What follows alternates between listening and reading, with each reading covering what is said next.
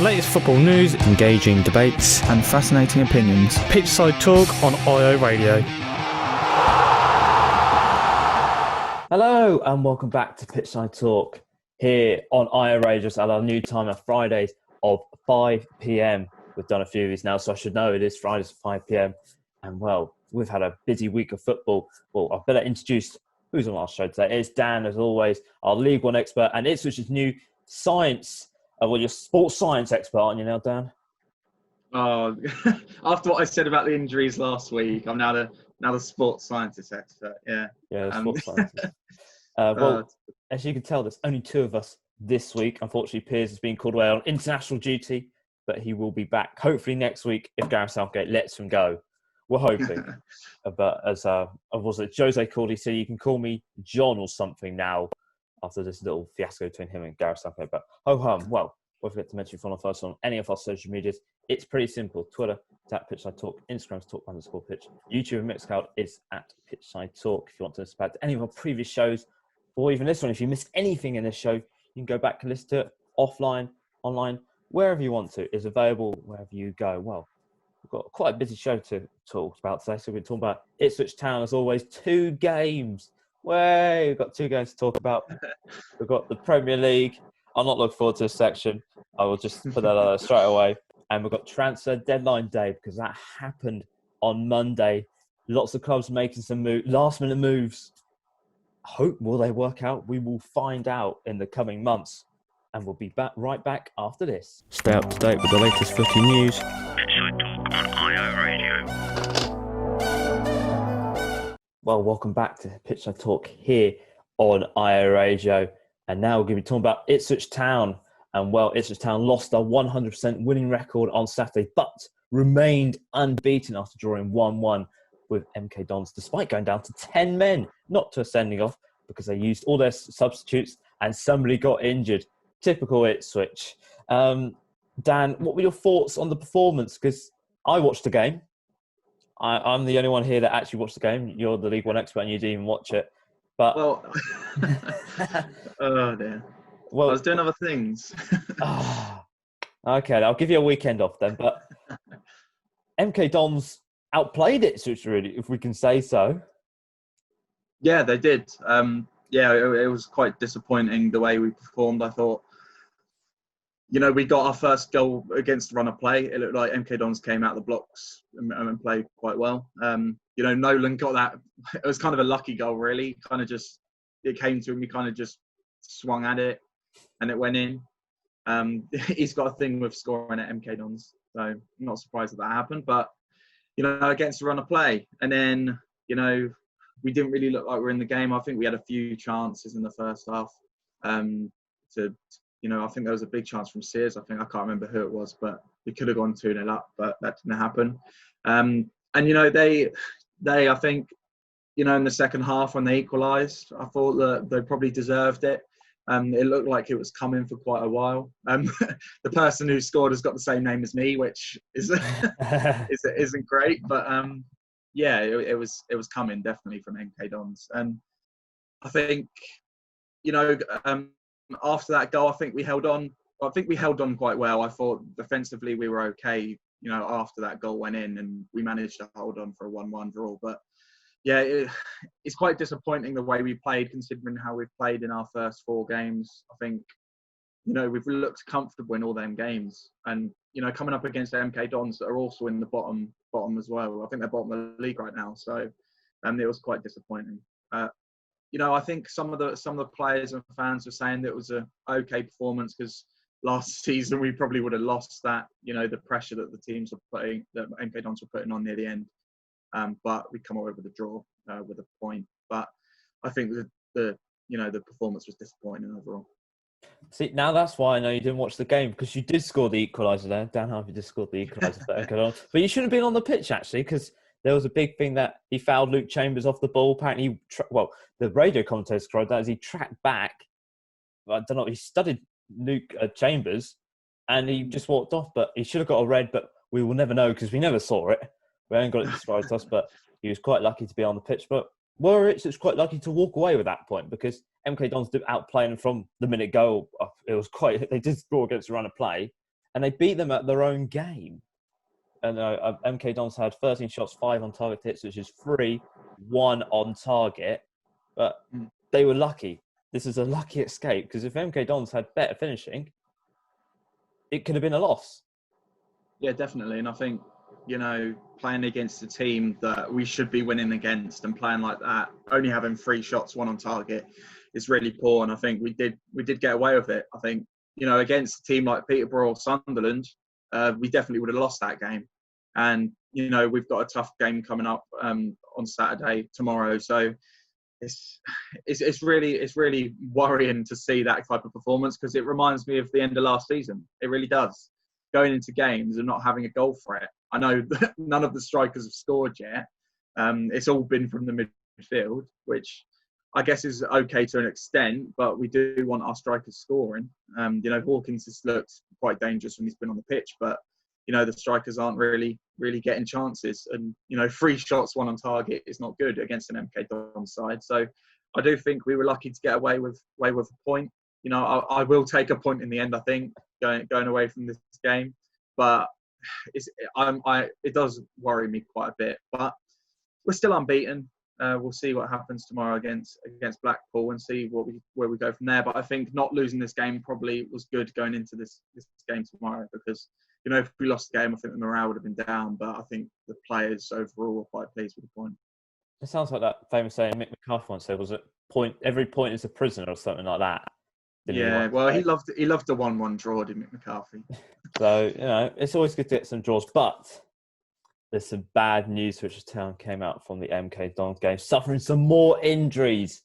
No, this is not good. It's what Ipswich don't need. But after 20 minutes, Stephen Ward went off with an Achilles problem, which is now Achilles injury.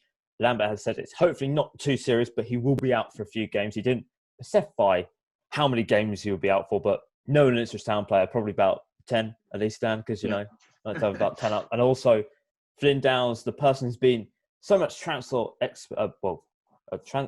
talk about him going. He came on, and then came off with a knee injury, out for 2 months, which left Ipswich Town down to 10 men after making all the 3 substitutions. But Flynn Downs out for 2 months, that's going to be crucial. But it looks like injuries are playing a crucial part in Ipswich Town's season once again, because they hindered them at the end of last season, back in February and January time. It's doing that once again. This is not good, is it? No, it isn't. And it happens every season where, our key players get injured. I think it's just something that happens to us. I don't know whether it's, us just being unlucky, or, as I said last week, there's something wrong behind the scenes, because this is getting ridiculous now. I think, Downs is out for another 2 months. We've got Vincent Young out. Jackson is supposedly coming back, but wasn't in both of these squads at the weekend. Scouse is out as well. We've got and Ward as well gets injured with an Achilles, which isn't a good sign.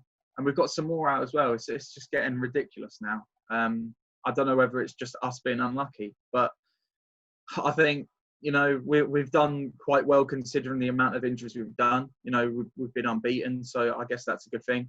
But with Downs out, I think that will be a miss. I think the difference he can make on the pitch. I know he hasn't started games, but he does make a difference when he comes on. I think the midfield players that we have are good enough anyway. But I think missing Downs is going to be big. I think Ward. I don't know. I think I'm a bit worried about Ward's injury. I know they said it's not serious, but Achilles is always not a good sign. So, that always lasts longer than people think. We've seen it with Dezewa. He had an Achilles injury a couple of seasons ago. He was out for so long. Piers was out for pretty much a season as well. So it is a bit worrying about his injury, because, it was a less convincing signing that's turned out to be a good signing. He's done really well. And when Kennott came on against MK Dons, he was less than convincing, let's say. So that's a bit worrying. But yeah, the injuries are getting ridiculous now. The amount of injuries that we get, and I don't know if it's something wrong behind the scenes or not, or if it's just us being unlucky.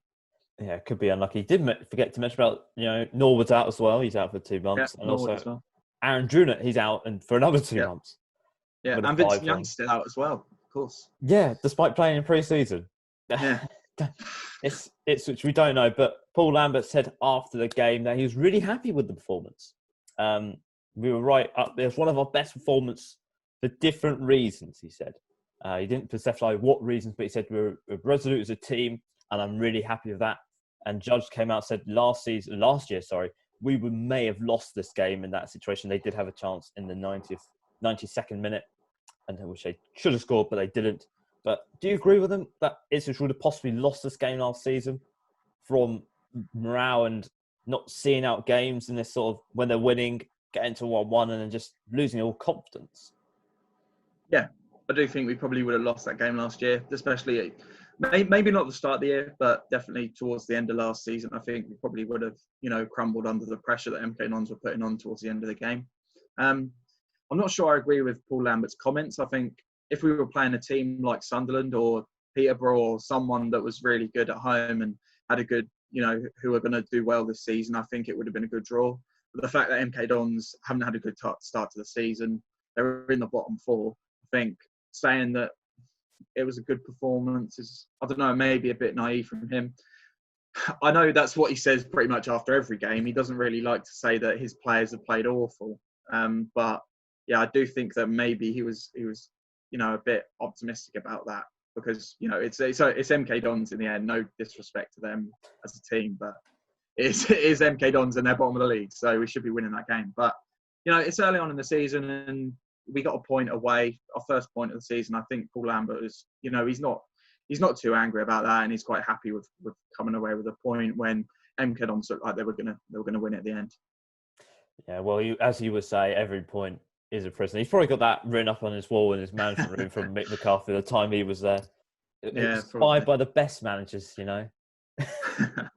Well, Ipswich Town played on Tuesday as well. They played 2 games. They played in the EFL Trophy against Gillingham, and the young Town side impressed on their debut as they beat Gillingham 2-0 thanks to Dobra's screamer of a goal.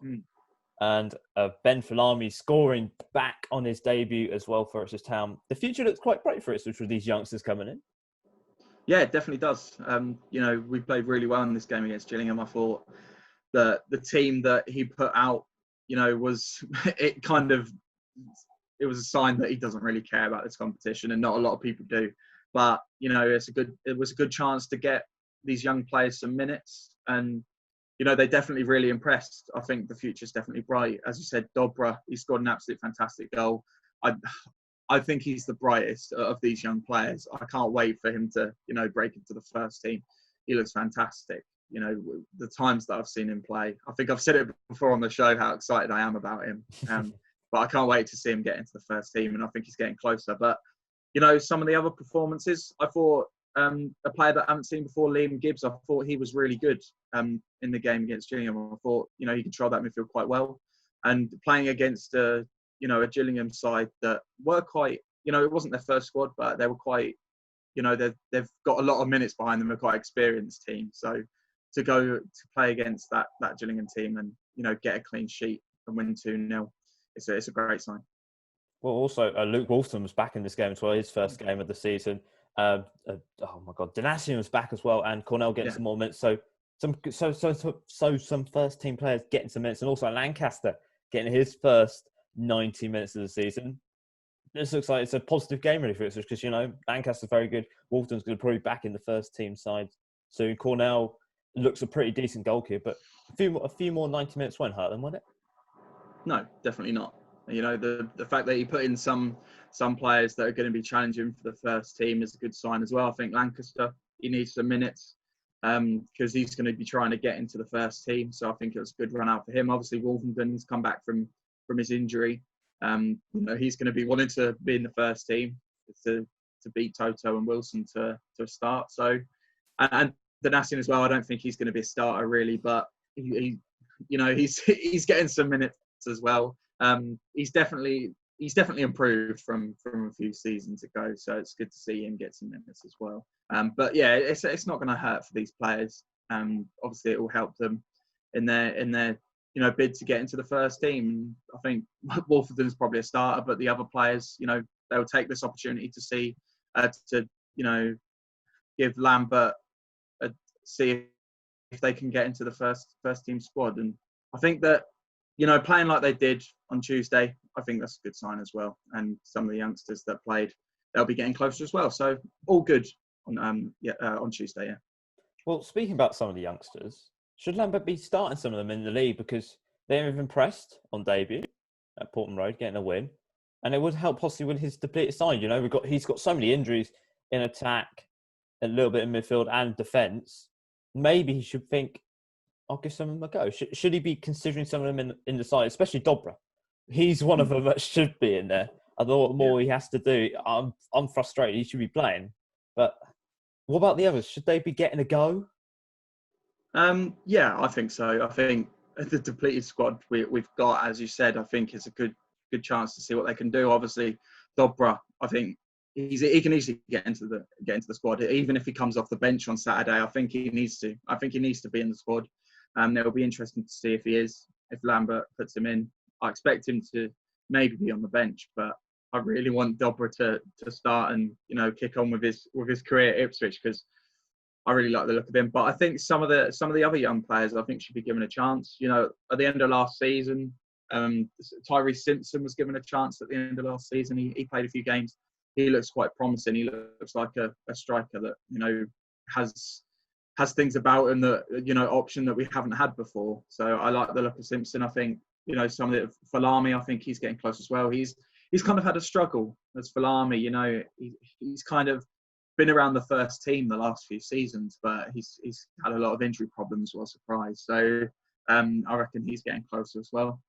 Maybe some of the other young players that played in the Gillingham game are a bit too, they're a bit far away. But I think it definitely gives something for Lambert to think about. And I wouldn't be surprised if some of these young players are in the 18 coming into the next few games, especially with some of the injuries that we have, which can only be a good thing. Well, let's hope so, because we do want to see some of Ipswich youth actually finally get in the game instead of going off somewhere else. And at the Hounds, when they go off somewhere else, they go and perform like absolute crazy. But this Saturday, Ipswich Town will be facing Blackpool. Both sides called off their original fixtures due to the international game being on this weekend, but they were supposed to play on the 14th of November, which has been brought forward to this Saturday, which some Ipswich fans are not happy about, but you have to get on with it. It's football. This is how it works. Blackpool currently sit 21st in League One after 3 losses and 1 win. Last time out, they lost to Lincoln City, who are sitting top of the table, 3-2 at home. Blackpool haven't had a great start to the league. They're sitting in the relegation zone. Ipswich want to bounce back after what happened last Saturday against Milton Keynes. What could we possibly expect from this game, and what's going to be your score prediction for this? Yeah, I think that this is probably going to be the toughest game that we've had so far. Obviously, we weren't going to play Blackpool this early on in the season, but it's good that we've done this. I think, that's the difference between this season and last season. Last season, we never would have played on Saturday because of the international break, because that's what Lambert did last year. But Charlton decided, to move this game. I think that's a good thing. But I don't know. I think maybe Ipswich fans aren't happy with it because it's probably a game that we'll lose. But I think it will be a tough game going up to Blackpool. They've got Garbutt, which really, really worries me, because we know what that's like. Former Ipswich players scoring against us, it's probably going to happen. But I think they have got a good side. They haven't had the best start, but they've got a good side, and I think they were probably one of the teams that were going to be up there in my predictions at the start of the year. So I think it's going to be a tough game, and I think I'd be happy with a draw in this game, if I'm going to be honest. I think there'll be goals. I'm going to say it's going to be a 2-2. I know we drew 2-2 with them at home last season. So I think it's going to be 2-2 again. But it's going to be a tough game, definitely. Well, as you can tell there, we're going for a 2-2 apparently for Ipswich versus Blackpool, which is happening tomorrow. When we come back, we're talking about the Premier League. We've had one of the most shocking weekends in the Premier League, I think, in our history. Pitchside Talk on IO Radio. Well, welcome back to Pitchside Talk here on IO Radio with me, George, and Dan. As usual, no Piers this weekend. He's away on international duty, but hopefully he'll be back next weekend. Well, before I forget to mention, if you want to follow us on any of our social medias, it's pretty simple. Twitter's at Pitchside Talk, Instagram's talk_pitch, YouTube and Mixcloud for Pitchside Talk. If you want to listen back to any of our previous shows or even this one on the go, anywhere, listen. Just listen, please. It'd be quite nice. Please. Well, we're going to be talking about the Premier League, and the fourth game week has happened with all 20 teams in action. 41 goals were scored across those 10 matches, and here are the results from those games. So Chelsea won 4-0 against Crystal Palace to kick off the weekend. Everton won 4-2 against Brighton, and Leeds drew 1-1 with Manchester City. Pep Guardiola described that as sort of his side was, he was happy to get a draw out of Leeds. I thought that was a bit weird, perfectly honest, but, Marcel Bielsa is the master and he is the apprentice, technically in those terms. Newcastle won 3-1 against Burnley, not a great start for Burnley at the moment, still sitting on 0 points. And then we hit Sunday madness, as I've called it here. So West Ham won 3-0 against Leicester. Leicester not going to win the Premier League now. Don't place your bets on them anymore. Southampton they won 2-0 against West Brom. Arsenal won 2-1 against Sheffield United. Wolves won 1-0 against Fulham. And then here comes the craziness. Manchester United lost 6-1 to Spurs at Old Trafford. And Liverpool lost 7-2 to Aston Villa. And we're going to start off with Liverpool. Jurgen Klopp described his Liverpool side that they've lost the plot against Villa as they conceded 7 goals. The current Premier League champions were left humiliated. Some crazy stats here for it. The last time Liverpool conceded 7 goals was April 1963 in the 7-2 defeat to Spurs. And the last English champions to concede 7 goals, was Arsenal in September 1953 against Sunderland. Some crazy stats there, but what the hell happened? Yeah, exactly. That's the question, isn't it? It's absolutely madness. To think that Liverpool would go away to Aston Villa and concede 7 goals. After the season they had last year, I couldn't believe it. I completely forgot the game was on, and I saw on Twitter that at half time it was 4-1, and I was like, oh my god! And then I was just, I put it on, and 7 goals went in. I just couldn't believe what I was watching. But it's absolutely madness. I don't think anyone really knows what happened. Liverpool, they just, as Jurgen Klopp said, they absolutely lost the plot. I don't know what happened. There were so many mistakes being made, and that back four has probably been the best defence in it, maybe even in Europe or the world in the last season. Definitely, it's probably the best fullbacks in the world and one of the best centre backs for sure. So for them to make so many mistakes against an Aston Villa side was madness. Obviously, credit to Aston Villa as well. They played fantastic. Grealish was absolutely amazing. Watkins as well, good signing for them. Fantastic performance from him. But Liverpool, they've got so many questions to answer now after that. And you couldn't write it. A game against Everton coming up next. Couldn't write it. No, you couldn't write it at all here as a Liverpool fan. I wasn't very happy about it. I watched the game. I have to say fair play to Aston Villa. They absolutely humiliated us, which we deserved. We were awful. But Liverpool, they're in for a little bit of a challenging period now at the moment. Thiago is out. So Shaqiri, Mane, all self-isolating. And Alisson, the big news, Alisson has got a shoulder injury, which put him out for 6 weeks. And as Adrian has just shipped 7 goals, one of them was his fault. We saw the first one, he passed it into a dangerous area. But could this be one of Liverpool's sort of challenging periods now? Because we didn't see it last season. We didn't see Liverpool have a part where they were faulting maybe once they won the title, and then everything came a bit more relaxed. But this could be a bit season-defining if we're going to talk about if Premier League clubs are going to win by 99 to 100 points. Yeah, exactly. I think, last season, Liverpool, they kind of, pushed ahead of the other teams quite early. So I think it was quite comfortable for them quite early on. So I think that they were quite comfortable throughout all the last season. So I think I think Liverpool have come back down to earth now. They've started this season. They're not winning the league by 10 points already. So they've got quite a lot of work to do. And I think it's going to be a tough period for them. They've got a game coming up against Everton, who are on hot form.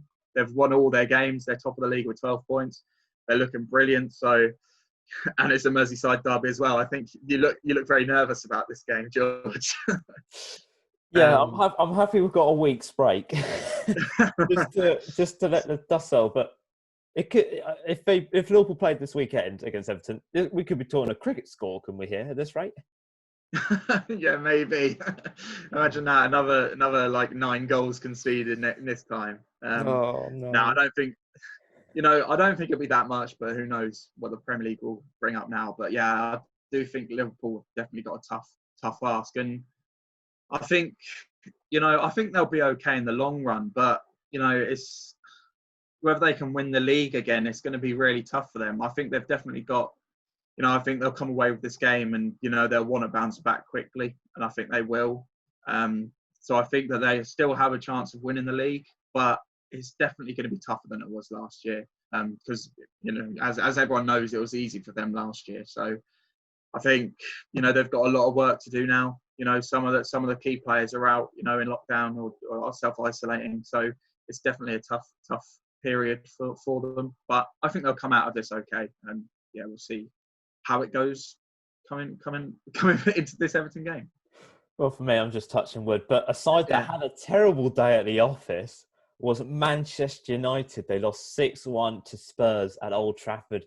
Jose Mourinho getting his revenge, we can sort of say. It was a bit of weird revenge because he's quite emotionless when the camera turned, but there was one moment where the camera got him and he was smirking ever so slightly, and everyone was like, he's got his revenge. But Manchester United, this is the joint heaviest defeat. The last joint heaviest defeat was Manchester City, which was October 2011 at Old Trafford. This is quite weird. So the last time Manchester United lost the first league season for the first time they lost 3 of the 2 opening games at home, with the last time at 86-87. So not good. Ollie's breaking all the wrong records for all the wrong reasons. But another poor start. Currently sitting 16th in the Premier League. Some shocking defending at times. Things don't look great. They have made some signs over the transfer deadline day, which we'll get on to. But what's going wrong with Manchester United? Everything looked all right after lockdown, and now it's all gone bad again. Yeah, exactly. It's all turned around. I think after lockdown, they looked really good, and they managed to finish 3rd in the league. So they've done pretty well after that. Some of the signings they made back then, it really affected them. I think you know who I'm talking about, which I don't want to say the name. You won't be happy with that, but it's kind of done a 180. I'm really surprised by how they've done. I think defensively they've looked so bad, really bad. I don't know what it is. I guess Maguire, he hasn't been amazing since he's joined Man United. Really, I don't think he's been a massive player. I don't think he really suits the Man United team. He was good for Leicester. Not a bit overpriced, very overpriced for him going to Man United, and he's looked really poor since then. The rest of their defence has looked poor as well. I think, they're just going to keep leaking goals, I think, over and over again. And I don't know what it is. I think Ollie, I don't think he's the right man for the job, obviously. I think that's kind of the what people think now. But I do think the players have to be blamed, especially for the performance against Tottenham. I really do. I think it was just so bad. And I can imagine being a Man United fan watching that and how embarrassing it would be. And they're saying that their club is dead, and they want their owners out. And I think the owners, I think the transfer window this year, I think Man United fans are fed up now. I know they made a few signings that we'll talk about later, but I think they're fed up with the owners now. And the Glazers and Ed Woodward, they're not happy with them, and it's all going downhill, isn't it? I think they'll be okay. Really, I think they'll probably finish in the top 10 because they always do. But it's definitely going to be a tough season for them, and it isn't looking good. Well, yeah, but as we will get on to making their signs, but I think Ollie's come out, but apparently rumours have said that Ollie's not very happy with the signings that have been made. Not a single one was on his top priority list of the signings they have made over the summer window. That sort of shows how concerning it is a little bit about Manchester United at the moment. They're not landing the top signings that they need to possibly. They want to win the league again. Every club wants to do it, but they need it desperately. They thrive on trophies, but not to land these top signings and seeing the side going week in, week out. If they're going to perform like that, it's going to be horrific to watch. Yeah, it is. It definitely is. And, they've got a massive task. And I think that's the problem. I think that the owners take up too much of what's going on. I think the manager has to have, a little bit of inkling who's going to be signing. If he doesn't want to sign a player, that's not on his list, then you don't sign him. I don't think it's, the owner does all the logistics of it, obviously, but you need to have the manager in there to, decide if that player is right for his team, because he's the manager in the end, isn't he?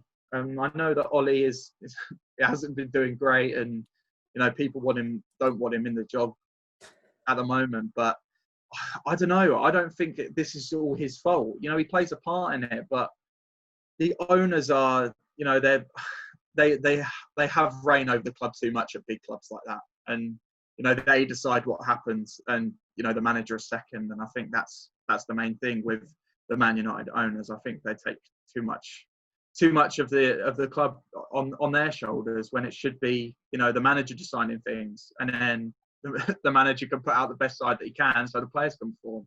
And obviously that's not happening at Man United, and they're paying the price now. Yes, it looks like the honeymoon period is well and truly over now for Manchester United. But a side that are currently living the high life is Everton. They sit top of the table. I thought I would never said this after 4 games, but they continue their 100% winning record after beating Brighton 4-2 at home. How crazy this season has been so far. People are now believing Everton could possibly win the league or qualify for the Champions League. They're pushing everybody's expectations. The last time they won 4 opening games of the season in a row was the 69/70 season, and they went and won the league that year. Wow.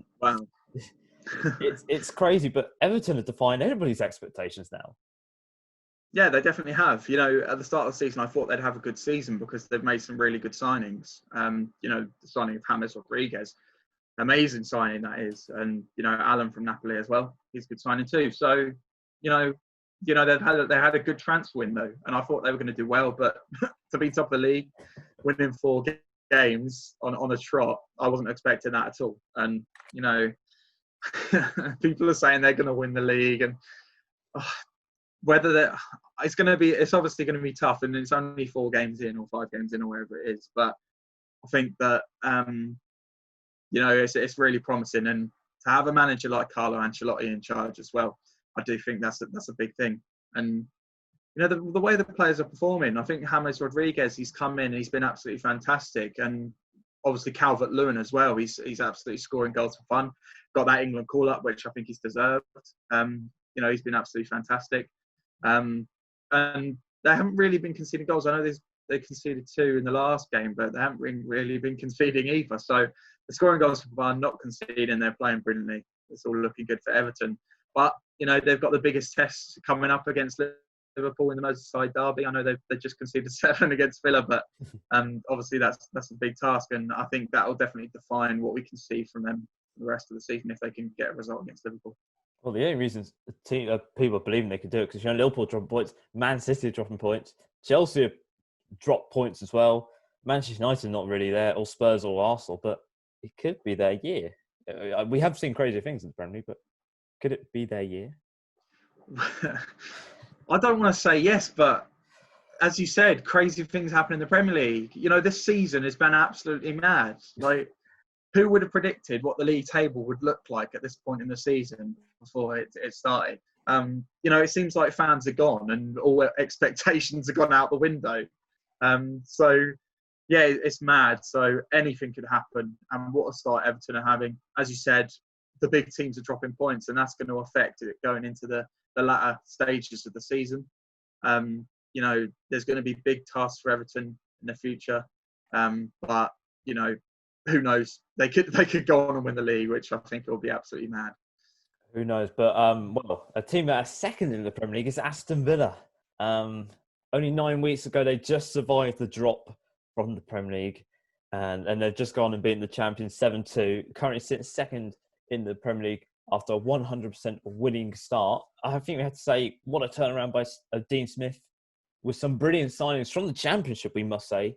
Championship signings here. It looks like he's really strengthened for the season. He's doing what we would say a fantastic job there now. Yeah, he's doing a fantastic job, and I feel quite embarrassed because I put Aston Villa 18th in my league predictions, and that has massively changed now after what's happened. They've had a fantastic transfer window. Some of the signings they brought in are brilliant. I think bringing some of the players from the Championship that are showing good potential is good. I think Ollie Watkins coming in at Villa, fantastic signing, scoring a hat-trick against Liverpool is a massive thing. And he was fantastic for Brentford, and I think he's going to be really good for Villa in the future. Obviously, Matty Cash as well from Forest. He's a good player from the Championship. But then they're signing, big names like Ross Barkley. I know I don't rate Ross Barkley very much, especially for England, but him going to Villa, I think that's a good signing as well. And yeah, I do think they've had a really good transfer window, and it's going to be tough for them to finish in the top four, I think. But I think they'll be fine. I think they'll be a mid-table side now, and it is looking good for them. And they've got a good manager as well, so who knows what they could do as well. They could do an Everton as well. It'll be a top two of Everton and Villa to finish the season. That'd be good. Cool. That'd be absolutely crazy. And also keeping Jack Grealish well, signing on a 5-year deal. That's pretty good as well. Well, we better move on to the Premier League tables that currently stands after game week 4. So starting with the bottom team. So we have Fulham, Sheffield United and Burnley sitting 18th, 19th and 20th, all on 0 points so far. And then 17th is West Brom. Manchester United are 16th from Brighton in 15th. 14th is Manchester City, who would have predicted that as well. Wolves 13th from Crystal Palace, Southampton. And then the top 10 is West Ham United after 2 wins on the bounce. It looks pretty good for them at the moment. Newcastle are 9th from Leeds in 8th. Chelsea are now 7th. Spurs are 6th. Liverpool are 5th. Arsenal are 4th. Leicester 3rd. Villa 2nd on 9 points. And Everton on 12 at the top. So the top 2 sides are currently unbeaten at the moment in the Premier League. And when we come back right after the short message, we'll be talking about the deadline day. So many signs were made. We're going to do a quick fire rate out of 10 sign things. Are you down for that, Dan? Yeah, down for that. That's good to hear. We'll be back right after this. The best place in Ipswich to hear the latest football debates, Pitchside Talk on IO Radio. Hello and welcome back to Pitchside Talk here on IO Radio. And now we're going to be talking about transfer deadline day. We're going to be rating the transfers that happened on deadline day out of 10 from Dan, who's our expert in the transfer market, aren't you, Dan? Ipswich Town makes so many signings each season. It's unreal, isn't it? Yeah, it is. I'm quite surprised how many signings were made this season, actually. You're actually quite surprised. Well, I might actually ask you at the end, how will you rate Ipswich Town's transfer window out of 10? But starting off with the transfer deadline, these are the biggest signings from that day. So we have Alex Telles, who went from Porto to Manchester United for a fee of 13.6 million, rising possibly to 15.4. Last season, Danny made 49 appearances, 13 goals, 12 assists, and 22 clean sheets from left back. This guy looks pretty good, doesn't he? He looks like he's going to be the new replacement to Luke Shaw. Have Man U made a good signing in this player? Yeah, I think so. I think Luke Shaw hasn't really impressed very much in the last few years, so I think bringing a left back is a good signing for them. And he's got some good stats as well. I don't really know much about him, but he looks like a decent player. The stats that you just said proves that. So scoring that many goals from left back is mad. So I think that's a good signing from Man United. I don't know if it's one of the world class signings that they try and make, but decent signing. I'll say 6 or 7 out of 10 for that one. I think we'll go 7 then. We'll go 7. We'll be even. But another sign they made was Edinson Cavani, a free agent after being released by PSG, he signed for free to Manchester United. Last season, he didn't have a good spell at Manchester United, PSG, sorry. 22 appearances, 7 goals, 3 assists. But his time at PSG, what did he do? He got 300 games, 200 goals, and 46 assists. A pretty good striker, one of the world-class best. Hitting his I think we sort of hitting the end of his peak at the age of 33, but Manchester United have got a new number 7, as he's taken that number. But could he be something that helps Manchester United get forward like Robin van Persie was? Yeah, it's definitely going to be interesting to see. I think, the name Cavani, he's known. He was probably a world-class striker. I don't know if he's not. I don't really know if he is anymore. I think he's just aged now. But I think that's a decent signing from Man United. I'm just not sure about it. I think You know, he's 33 now. You know, he's getting old. I think he's past his peak. So I think, you know, I think it's an okay signing from Man United. I think he will score goals for them. Whether he can do what Robin Van Persie has done for Man United, I don't think he's going to be good as that. You know, it's just his age that worries me really with Cavani. So I think I'll give that a 5 out of 10. I think it's a signing that will score goals, but I'm not really sure about it. Woohoo, bit controversial there. Well, moving on to Everton, they made some signings on deadline day, and Ben Godfrey was one of them. Norwich is leaving Norwich to go to Everton for 25 million, possibly rising up to 30 million. Last season, made 33 appearances, 0 goals, 0 assists, kept 4 clean sheets in that Norwich side. But as Carl and Josley said, that he's got all the qualities to be possibly a very good centre-back. Do you agree with this sort of signing Everton are making it? Yeah, I do. I really like that signing. I know, you know, Norwich have this kind of group of young players that are really, you know, coming through that look really good. I think, you know, Max Aarons, who's still at Norwich, Jamal Lewis, who went to Newcastle, and Godfrey, who's now gone to Everton. I think Godfrey, I think I agree. He definitely has, you know, the potential to be a really good centre-back. Obviously, I think he's gone into Everton as a backup for now. I don't think he's going to be starting every single game, but I do think this is a good signing from them. I think, you know, he's shown at Norwich what he can do in the centre-back areas. I don't know. I think I'm going to give it a 7 out of 10. I don't think it's a 9 out of 10 signing, but I do think it will be a good addition for them. Hopefully it will be a good addition. And well, another addition Everton made was a season-long loan for Robin Olsen from Roma to Everton. A goalkeeper, putting a little bit of pressure now on Jordan Pickford, who's making a slight few mistakes for them. But you know, last season he was out on loan from Roma to oh my God, I can't say his name. Atalanta, something like that. Yeah. 17 appearances, 5 clean sheets. Hasn't got the best of records, but an experienced goalkeeper at the end of the day. Yep, experienced goalkeeper. As I said, hasn't got the best stats under his belt, but you know, Pickford, he hasn't been in good form for quite a while now, so you know, it's definitely going to be putting pressure on him. So I think overall it's a decent signing from them. I think he's an experienced goalkeeper in the end. I just think it's a, you know, middle of the road signing really. So I'm going to give it a 6 out of 10, but that definitely puts pressure on Jordan Pickford. Okay, well, after 15 years after leaving Southampton, Phil Walcott has returned on a season-long loan from Everton to Southampton. For Phil Walcott, last season he made 29 appearances, 2 goals, 4 assists for Everton. But going back to Southampton, the place where he made his career, would he get some game time and possibly, well, return back to that form that he was once at? Obviously, it's a good move for him. I think he'll be happy going back to where his career started. Whether he can get back to that form, I don't think so. I think he's past his best now. Well, he's been past his best for quite a while, I think. You know, he was going to be one of these players that was going to be fantastic, you know, one of England's special talents coming through. But, you know, he's had a decent career. He had a good time at Arsenal, but, you know, it's kind of just, you know, hasn't really gone anywhere after leaving Arsenal. I think he was okay for Everton, but maybe going to Southampton will do him some good. I don't know if he'll stay there till the end of his career, but I think he'll be happy going there. Whether he'll get game time, I think he will. I think he'll get game time there, but I don't think he's going to be a great, you know, I don't think he's going to be as good as he was before. So I think I'll give that 6 out of 10.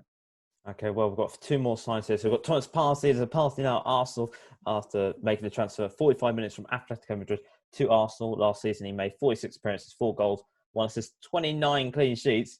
Arsenal finally got a midfielder that's actually going to defend properly now.